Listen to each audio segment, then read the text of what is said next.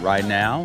Welcome another good guy to the program, Mr. Rick Ector, joining us from Legally Armed in Detroit. Rick, how you doing, sir? Hey, man, I am great today, Cam. How about yourself? How are you? How's the weather in that neck of the woods?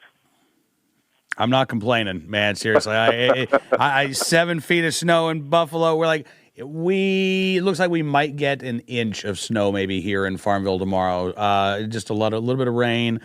I'm okay. I'm all right with that, Rick. How about you, man? How are things in Detroit? Things are windy, blustery, and kind of cold, but I'm enjoying it. I went to Florida last week, and one day of sunshine and a lot of rain and a lot of cold weather. You could have just stayed in Detroit. You could have gotten that there. Yeah, I heard I missed out on a great ice storm, but no complaints, man, no complaints. Well, listen, hopefully you've got good weather this weekend for the event that you're putting on here, Saturday, November 29th.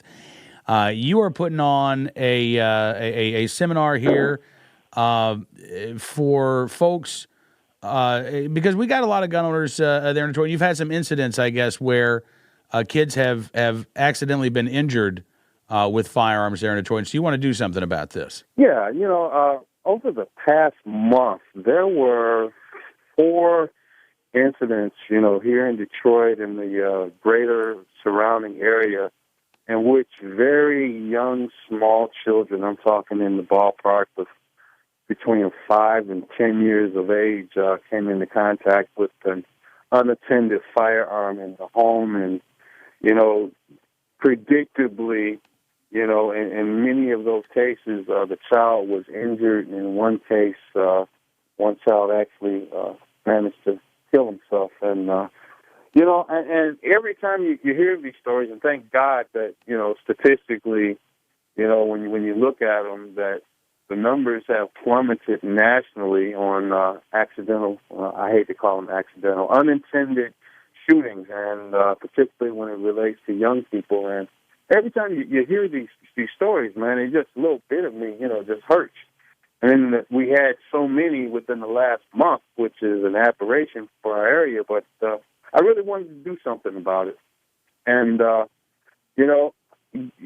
when you ask, well, what can you do? I say, okay, well, let me do a seminar, let me broadcast it far and wide and focus on some key things, fundamental firearm safety.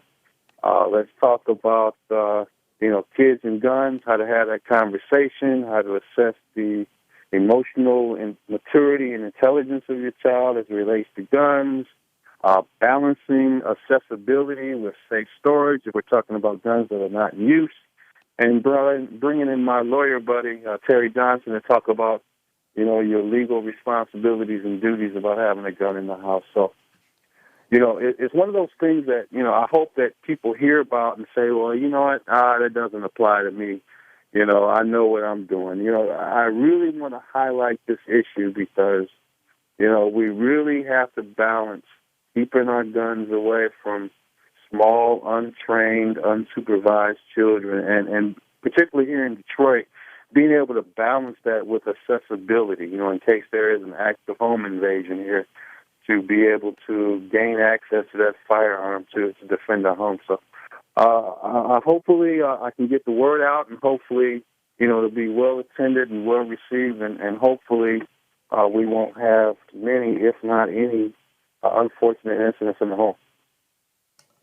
Rick, just out of curiosity, what is your take on laws in Los Angeles, for instance? The city council today is considering an ordinance that would require gun owners, regardless of whether or not they have kids in the house, if you're a gun owner in L.A., you would be required to have all of your firearms either locked in a safe or with a trigger lock, unless they were, in essence, on your person there in your home. I'm just curious, from a firearm instructor's perspective, and realize this is just your opinion. What is your opinion on issues, ordinances like that?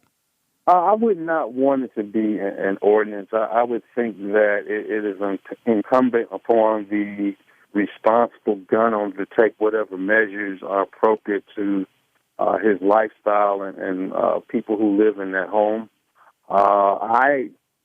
To the point you just mentioned, I frequently just wear the gun all day. It's accessible.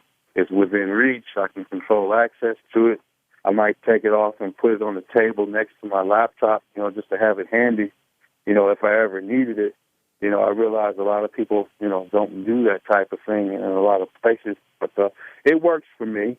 I'm not, paranoid, and I'm also not deluded into thinking that someone couldn't, at a moment's notice, kick in my door and come in the house and try to rob me. So, you just got to balance accessibility with regards to storage. I mean, the last case scenario we would want is for a firearm to be triple locked in a safe somewhere, and then someone not be able to get to it in a timely fashion. So, I think common sense, looking at your particular environment, should be the order of the day.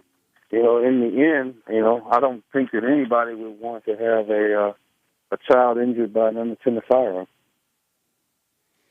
All right, listen, Rick, again, if folks want more information about the seminar this weekend, how can they find it? Yeah, you can find it at legallyarmedindetroit.com. That's my blog. I do a lot of posts about relevant things that relate to firearm safety and responsible gun ownership. Legally Armed in Detroit. All right, Rick, listen, have a very happy Thanksgiving, sir, and hope you get a lot of folks there this weekend for that seminar. All right, buddy. Thanks a lot for having me on. Happy Thanksgiving to you and all the guys. Give my regards to Cam, Eric, and John. Certainly will, Rick. Thank you, sir. We'll talk again soon. All right, buddy. Rick Ector joined us from Rick's Firearm Academy and Legally Armed in Detroit.